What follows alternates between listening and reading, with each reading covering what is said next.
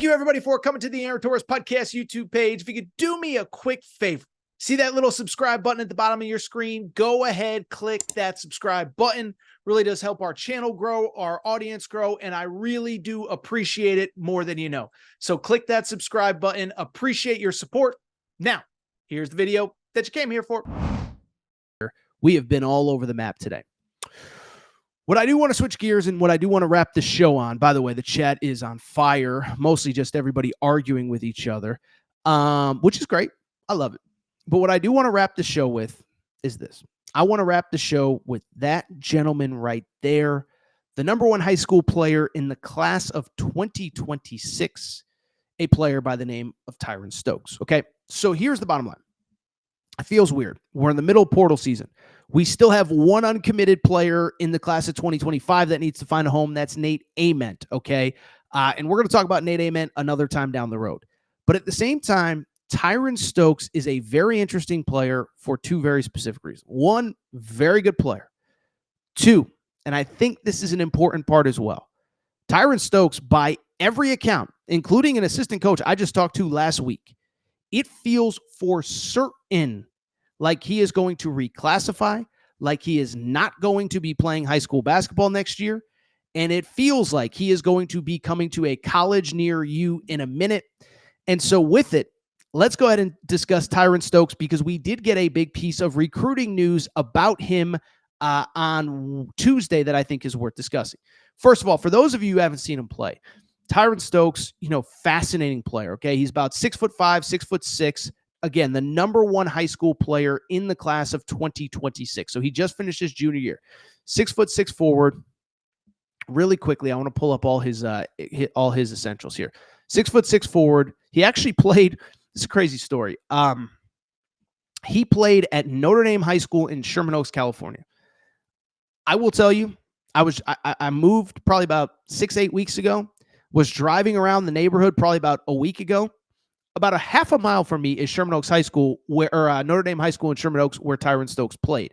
Now, the season was already over before I moved, but it doesn't change the fact that, he's going to high school probably about a half a mile from where I live right now, okay? But 6'7" forward, interesting background. He's originally from Louisville, but he's played all over during his high school years. I believe he played at Prolific Prep as a junior, his senior, as a sophomore.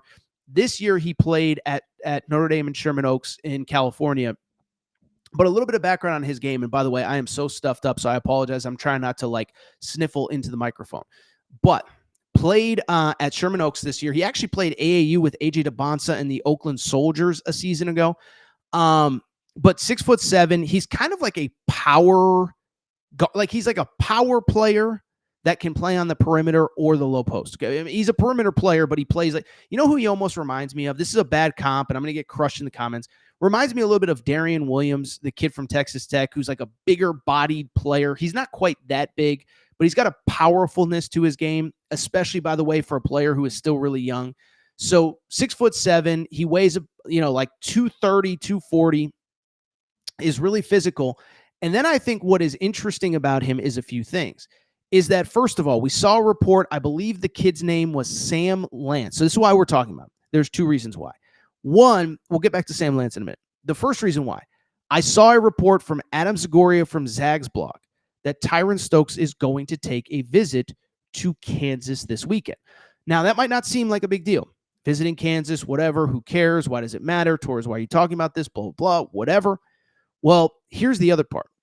Sam Lance, who works for Adam Zagoria, put out an article about 2 weeks ago that said Tyron Stokes is not going to play AAU basketball this offseason. And so because of it, it feels almost certain that this kid, who is only a junior in high school, is going to reclassify and going to play college basketball next year. And that is why we are talking about him, okay? So 6'7" forward, going to visit Kansas this weekend, and I think he is going to reclassify, okay? I'll even take it a step further.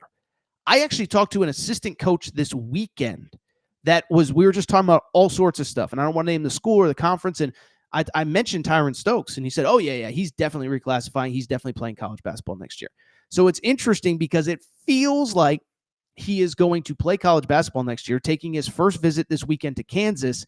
And I'll tell you what, This could be the next thing that we kind of monitor and analyze and overanalyze on this channel, because again, I think this kid is about to be playing college basketball in 2025, 2026. First of all, interesting story about him.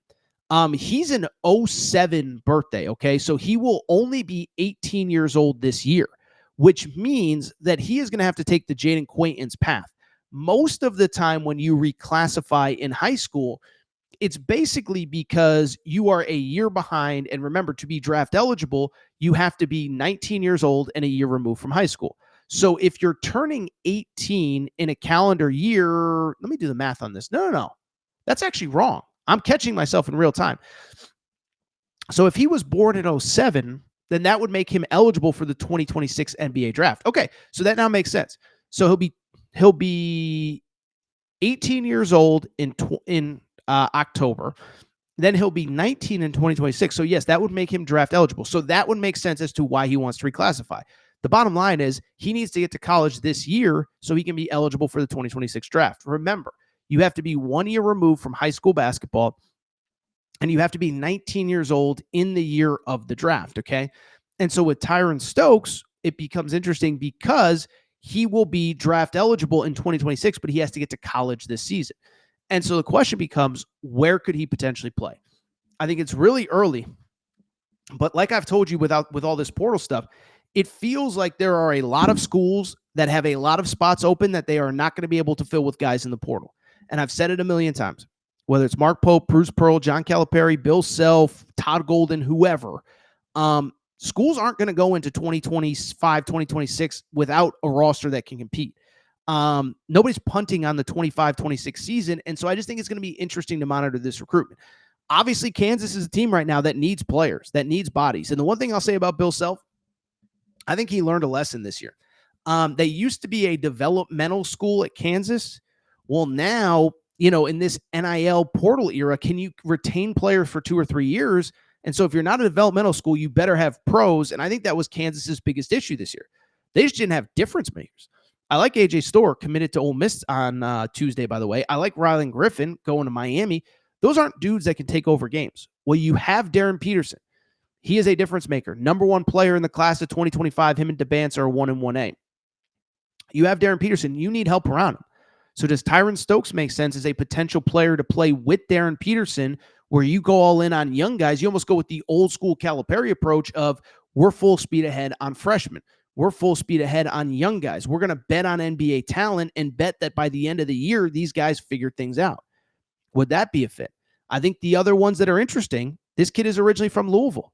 Louisville, the one thing we know about Louisville, they're not afraid to spend in the portal, in NIL, in transfers, in this, in that. And so if this kid is available, is that a kid that ends up at Louisville? They have Mikael Brown Jr., 5-star point guard, McDonald's All-American.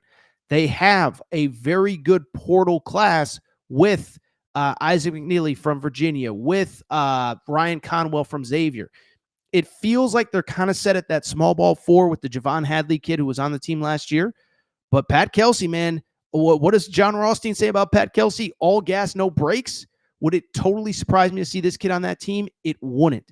So that's another school to just kind of keep your eye on. Let's keep it going.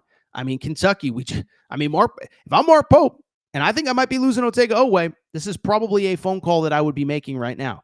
Hey, dude, we don't need a commitment today, but there's a chance we could have a gaping hole on our roster in 2025, 2026 if Otega Oweh declares, we didn't get Lamar Wilkerson, whatever. So it will be very interesting to see. I think it's a little early to start naming schools, but he's visiting Kansas this weekend. And then as importantly, he's not only visiting Kansas, but he's from Louisville, obviously from Kentucky. And so we will see what happens there. By the way, obviously Kentucky has one of the best West Coast recruiters in America on their staff in Jason Hart. He has all sorts of ties all over the LA area. But this will be interesting to follow.